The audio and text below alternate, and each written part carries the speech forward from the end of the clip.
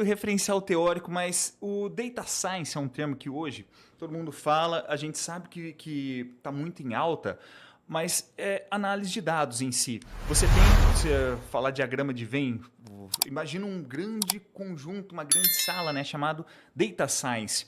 Eu posso colocar o que é inteligência artificial, e dependendo do referencial, como eu falei, mas eu vou assumir, inteligência artificial, ela estaria dentro de data science.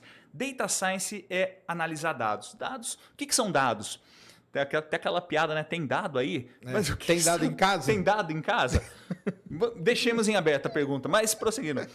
Dado, ele pode ser uma planilha de Excel que tem aquelas células numéricas, pode ser uma imagem, pode ser um arquivo de som. Porque isso sozinho ele não me diz nada.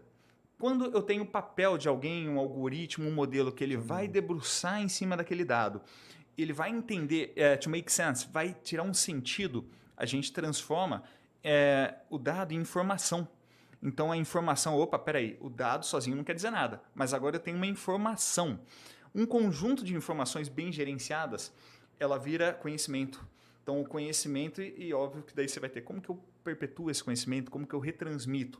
Mas é isso, o dado é só um insumo. É o petróleo. Dados são um novo bacon. Já viu comida ruim com bacon? Então, o pessoal fala, né? Tem uma frase antiga que é o dado é o novo óleo, né? Isso. Que o dado é o novo, era mais importante do que o petróleo. E eu acho legal de falar no caso do Data Science que tem toda uma história, que ele começa lá atrás, né? Naqueles BI da vida, né? Sim. Que o pessoal vai tentando... Que o lance é esse, pessoal. Ter o dado não quer dizer nada. Quando você coloca uma inteligência em cima, uma ciência, um conhecimento, sim, aí aquele dado passa a ter valor para cá. Sim. E são as pessoas que começaram a ver isso que começaram a se destacar. O Data Science ele começa com o BI, que é Business Intelligence, né, que é colocar a inteligência em cima do negócio. Sempre a galera da economia indo na frente, né? Porque, e também aí, no caso, na época, eles tinham muito dado, né? Sim. Porque dado tem uma coisa muito interessante, que é o seguinte, em várias áreas, primeiro ele foi um problema porque não tinha. Sim, é verdade. E hoje ele é um outro problema, porque tem demais. Então, teve que o pessoal que aprender a colocar uma ciência em cima de pouquíssimos dados e extrair informação, e hoje você tem um outro problema, que é nesse emaranhado de coisa que você tem, tentar extrair o que é importante. Tirar o ruído. E por isso que o Walmart, ele tem... mineração de dados é um termo que ficou muito... Aí veio uma evolução, né? Do BI passou um termo que foi falar na minha época, aliás, na minha época era outro termo ainda, mas era o data mining. Sim. Né? Que é esse lance de minerar o dado. O que é minerar o dado? É pegar esses milhões de coisas que tem hoje e pegar o que é importante. E é aí que alguns vão se destacando na multidão, não é isso? Sim. E a mineração, você começa... Algumas empresas que tinham isso armazenado, só que você, como pessoa... Elas não davam valor, né, cara? Elas não davam valor nenhum, né? Para que eu tô gastando? O armazenamento era uma coisa cara. Claro. Se hoje você tem o storage, o S3 da Amazon, que é barato, o terabyte ali, antes não era assim, as pessoas não entendiam. Só que, por que não entendiam? Quando você bota uma pessoa, um ser humano ali para olhar, cara, a pessoa consegue comparar 7 coisas. No máximo, depois ela começa a se perder, não faz sentido. Como que uma pessoa acha padrão? Não acha. E aí começram os padrões escondidos. Padrões escondidos. Ainda, né? Daí aquela história da fraude da cerveja, que eu sempre costumo dizer. O Walmart mesmo, ele é tão pioneiro naquela época, poxa, começou a botar as fraldas do lado da cerveja no período da tarde. Por quê? Na década de 80, o marido chegava em casa, poxa, acabou a fralda. Daí, não, tudo bem, eu passo depois do trabalho. Passava lá, fralda, cerveja, já leva os dois. E disparou a venda, né? Tinha uma correlação altíssima. Esse exemplo do Walmart, o meu professor dessa matéria que eu fiz lá na PUC, ele ensinou por conta disso que eu falei. Você começa a estudar o comportamento. Sim. Então, por exemplo, na PUC lá, entravam milhares de pessoas por dia. E daí, cara, que tá entrando homem, mulher? Mas se você começa a analisar, você pode tirar proveito disso aí para alguma coisa. Sim. E muita gente tirou. A moça da cantina, eu lembro que ela tirou, que ela mudou a cantina de lugar por conta disso. Essa galera que vendia livro, o cara do Xerox mudou, na época tinha Xerox, hoje não tem mais não. Ele mudou também o lugar. E o exemplo que ele deu foi exatamente esse do Walmart, de ter tido essa sacada. Sim. Até pensando na PUC, né? Olha só, olha uma ideia de empreendedorismo, né? Fazer uma inferência do clima para levar já guarda-chuva, capinha, né? Olha, são coisas, parece besteira, mas você começa a analisar e você consegue coletar. Você não entende, tudo é óbvio depois que você sabe a resposta. Sim. Mas você só vai saber a resposta quando você conseguir analisar esse padrão. Então falou, Business Intelligence, Data Mining são termos que vieram. Até um livro que eu recomendo para todo mundo, que é você que não é técnico, não sabe programar, ou para quem sabe programar, Data Science para negócios. Ele até fala que ele considera de maneira intercambiável o termo Data Mining, Business Intelligence, Data Science, porque no final das contas, que eu falei, depende de quem está falando hoje, Sim. depende da referência, mas é uma ciência que não é nova. Redes neurais mesmo são Sim, novas. Não, nada disso é novo, nada disso é novo. E depois teve um outro termo que eu falo pro pessoal aqui, que ficou muito famoso. Na minha época era a estatística multivariada. Então, estatística multivariada é um termo aí que ficou muito... E esses métodos todos, na verdade, eles são métodos de estatística multivariada, que é lidar com uma grande quantidade de variáveis, que é isso que o Carlos falou, que o ser humano não consegue, né? A gente consegue fazer um gráfico no máximo de tridimensional, e olha lá.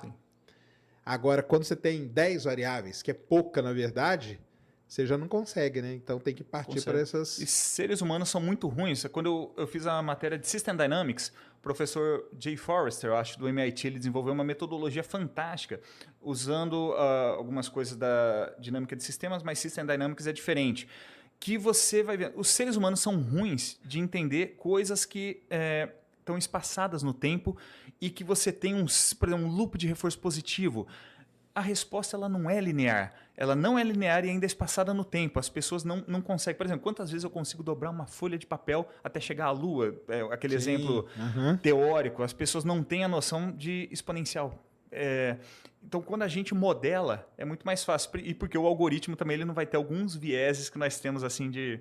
Claro, alguns com pressupostos. certeza. Isso aí que é o principal mesmo. Então, vem esses termos todos aí. E dentro dessa grande sala, né, que você falou que é o Data Science, aí tem várias coisinhas ali, né? Vários grupinhos, né? Sim. Como se fosse uma sala de aula, tem vários grupinhos, né? E aí tem o que ali dentro? Tem o pessoal do Machine Learning, Deep Learning, como que é? Como que você analista dividaria? de dados hoje, você consegue entender ele como uma figura separada, porque quando a gente fala até Data Science, todo mundo tem que construir um modelo. Não necessariamente. Às vezes você uma análise bem feita, você consegue extrair o que você precisa. Mas dentro do Data Science tem inteligência artificial. E dentro da inteligência artificial você tem vários métodos. Desde um método, por exemplo, do robô, como que o robô que você coloca para limpar a casa, se alguém tiver alguma dica, inclusive de modelos de robô, estou precisando de um lá para casa. O que a gente comprou não era bacana não. Mas algoritmos que conseguem fazer essa busca, algoritmos de reforço, de aprendizado. Mas eu tenho inteligência artificial. E eu tenho uma categoria especial ali que talvez seja um termo que as pessoas escutam mais, machine learning, aprendizado de máquina. É muito interessante como que o machine learning você pega na década de 80, 70 para 80, como que ele se destacou. Porque o que era programação antes? As pessoas... Imagina que eu quero knowledge based, né? Eu tenho alguém programando todo o conhecimento do mundo. Programação, tem que ter regras para tudo. E as pessoas começaram a ver que, ok, eu consigo fazer isso com xadrez, mas existem alguns problemas que eu não consigo criar regras de negócios para tudo. E esses problemas são aqueles que a máquina aprende. Por que aprendizado de máquina? Se a gente for falar matematicamente, é porque a máquina aprende os pesos daquela equação paramétrica que ele vai atualizando. Mas é bem isso mesmo. O aprendizado de máquina, o machine learning, eu tenho dados históricos. Esses dados históricos, em grande quantidade, com cada coluna, imagina uma coluna de Excel. Eu tenho uma linha para o paciente 0. Eu tenho a pressão arterial dele, eu tenho a idade, eu tenho peso, frequência cardíaca em repouso e na última coluna eu coloco um 0 se ele não tem uma doença cardiovascular ou 1 se ele desenvolveu alguma doença cardiovascular. Uma pessoa, um paciente não me diz nada, mas imagina que eu tenho 1000 linhas, 10.000 linhas com 10.000 pacientes.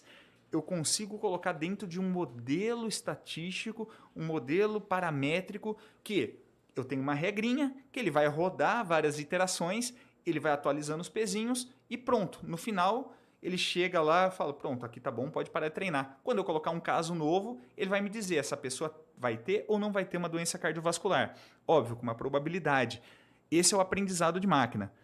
Daí a gente entra nas especificidades. Dentro de machine learning, tem deep learning, que são as redes neurais profundas, tem interseção com outras áreas, por exemplo, visão computacional, que é um campo separado, mas pode ter uma área comum com a inteligência artificial.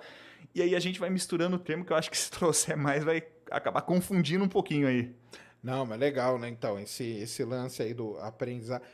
Você acha que o lance... Porque muita gente fala que uma virada aí muito importante para tudo isso aí que a gente está falando foi quando o Deep Blue ganha, né?